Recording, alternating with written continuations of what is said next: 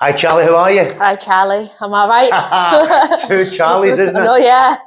Welcome to Unfiltered Lives, the other side. It's an absolute pleasure to have you. Thanks for asking me. Do you know, I remember we were at the same meeting and you said your name is Charlie and I said my name is Charlie and we both burst out my laughing. So I've known you for a wee while. We've got about the same recovery date, haven't we? And I also follow you on Facebook, and your recovery is a great story. So thanks for coming along and sharing what you're just about to share. Thanks. How are you feeling? Nervous, but I'm all right. I've been through worse things, you know. So we'll start off with, what did you do today then? Being recovered, being in recovery, what's your normal day in life of Charlie? Do you know what? As long as I get through the day without picking anything up that's going to destroy me and people around me who I love, then do you know what? It's been an all right day, I think. You know, it doesn't really matter what I do. Meetings, driving, which I never thought I'd be able to do. Like, I thought I was too thick to get in a car and drive. But apparently I'm not. So, you know, focusing on driving, start some voluntary work with Harbour, possibly. Yeah. You mentioned at the start, as long as you don't pick up, you won't destroy. What do you mean? Take us back to the start. Yeah, so, I mean, it's hard to really, like, pinpoint when my addictions began. You know, I've heard other people saying, well, I believe I was born an addict. And I think, I don't know, was I born an addict? Or was I not? You know, is it innate? Is it nature versus nurture? Like, how, you know, but I suppose the most important thing is I know that I'm an addict, you know, and I can do something about it. And looking back right through childhood, I mean, I was taken into the system at birth.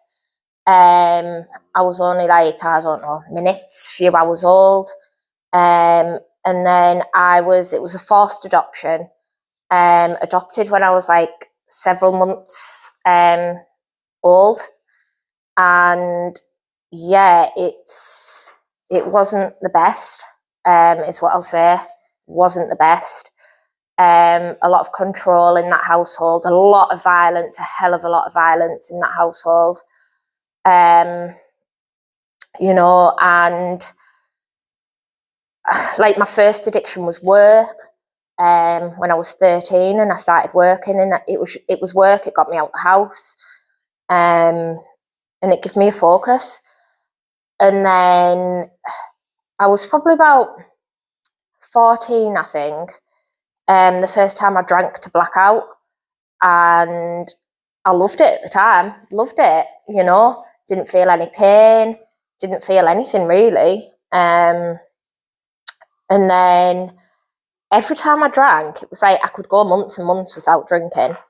And not every time, nearly every time, I'd drink to blackout. What was the feeling like? Do you know that feeling to blackout? The reason I'm asking is because I know. Yeah.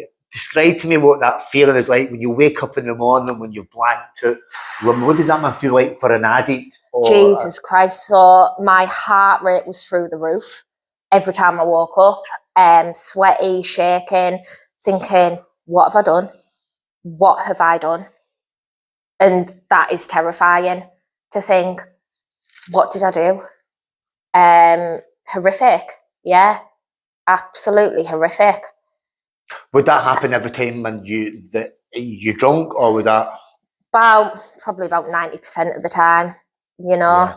So, of course, I'm not an alcoholic because it doesn't happen every time, you know. I wasn't drinking on the morning. I wasn't drinking every day, you know. So, of course, I'm not an alcoholic, you know.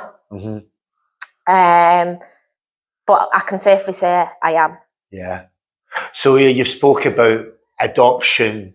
Yeah. When you're just minutes old, then you're in a violent household, and then we get to like your late teenage years. Is that when you started to experiment? Is that when you? No, because I mean, I was always working. All right. So no, not really. It was Mum, what did you work as? I've done all sorts of work, loads of stuff, and I'll get onto it. But I've always wanted to be a paramedic, and I think that's my dream goal. Go and be a paramedic, and there's no reason I can't now. No. But yeah, I was 21 when I met somebody who I married. I was 22 when I got pregnant with our daughter, and I had our daughter.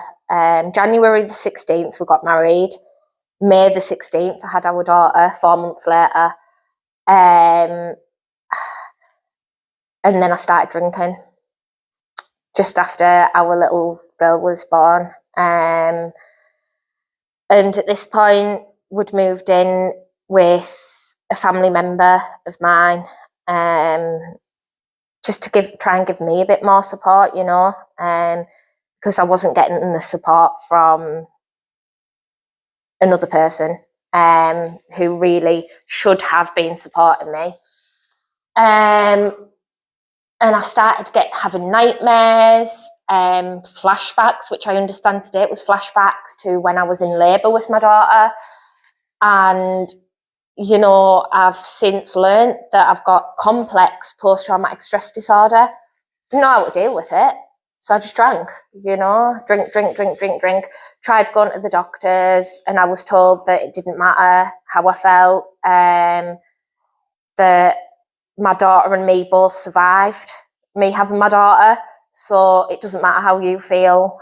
And that's very much what I thought, you know, because a lot of people, when they have kids, it's like, oh, look, a little baby, it's gorgeous. But I know a lot of women who are massively traumatized from childbirth, and it's real. It happens. And then, yeah, I was just drinking to blackout.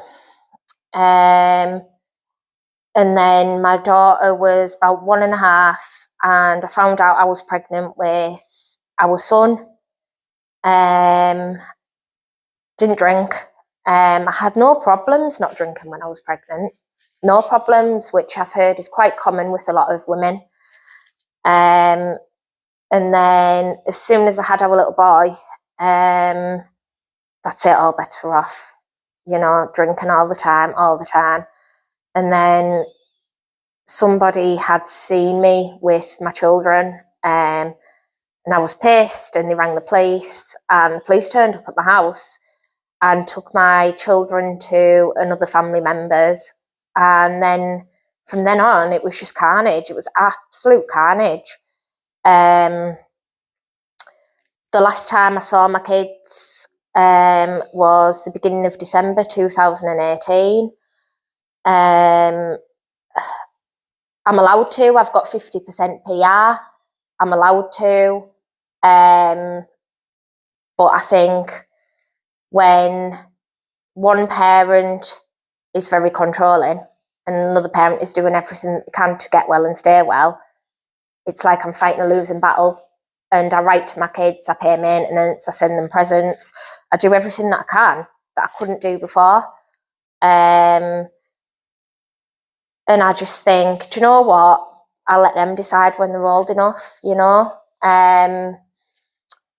And then, yeah, so September 2020, I put the drink down.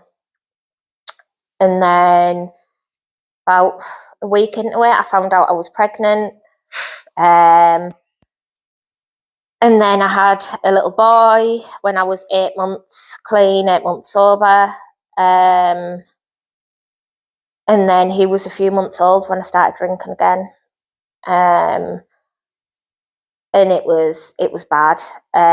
He got taken into foster care. And I knew because of my me being in care as a baby, that gets used against me with the courts. And of course, what had happened with my other 2 children.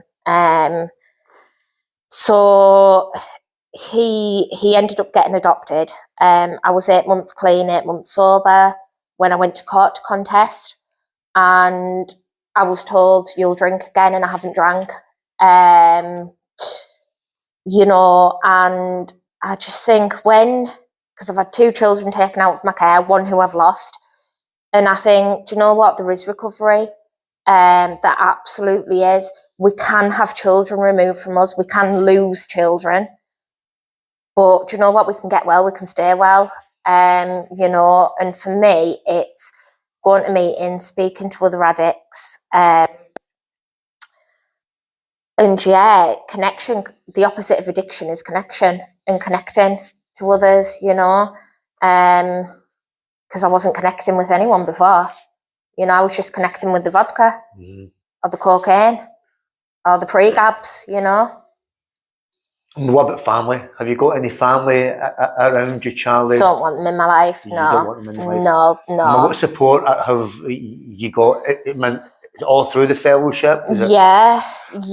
People who have loved me unconditionally, people who haven't judged me, people who haven't said to me, well, you're probably not capable of driving, you're not capable of motherhood, you're not capable of going to uni, because that's what I had before. And do you know what? Since getting rid of them toxic people out of my life, I've started to get well.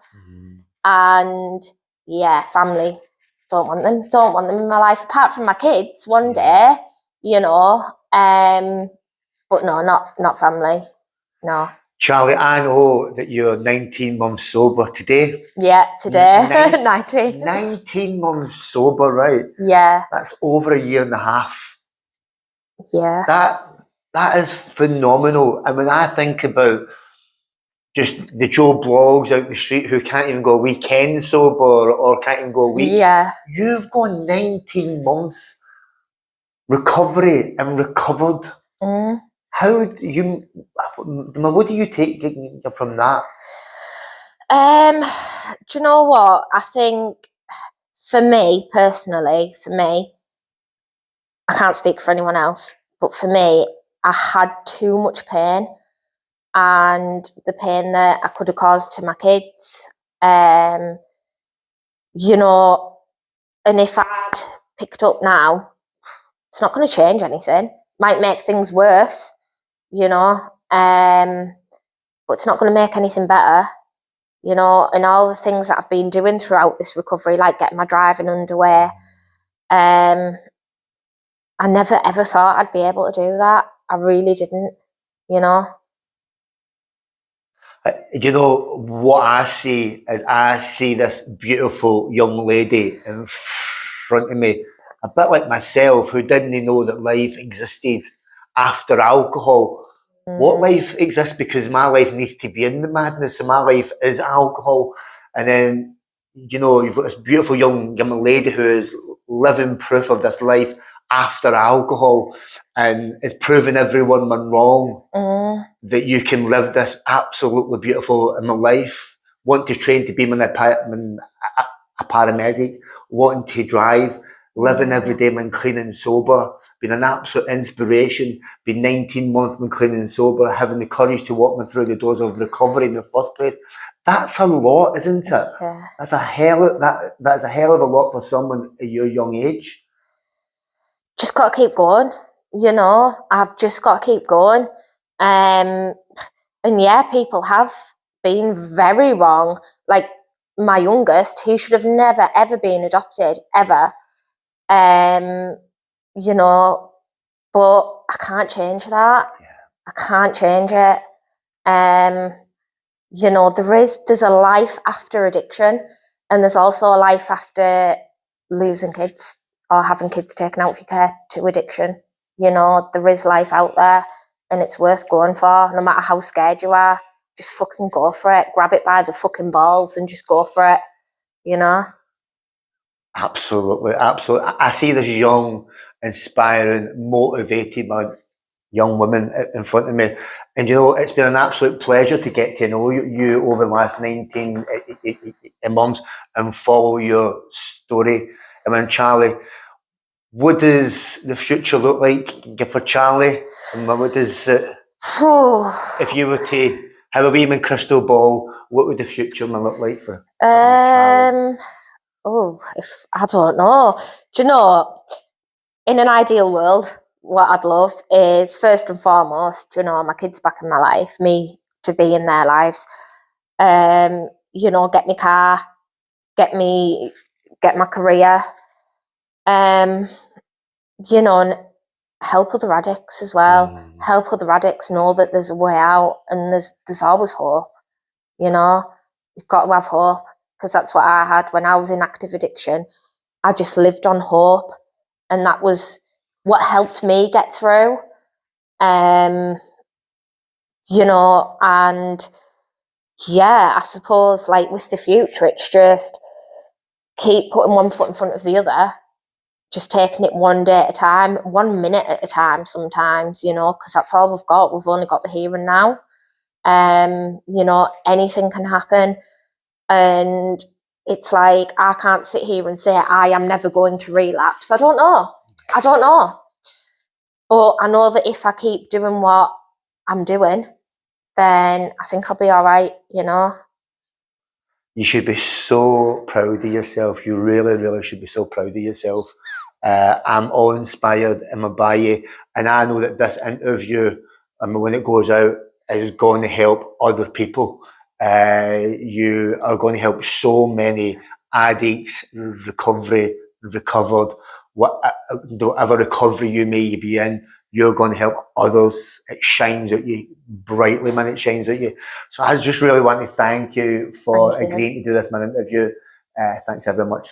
Thanks, Charlie. Oh, thanks, Charlie. Thanks. Oh.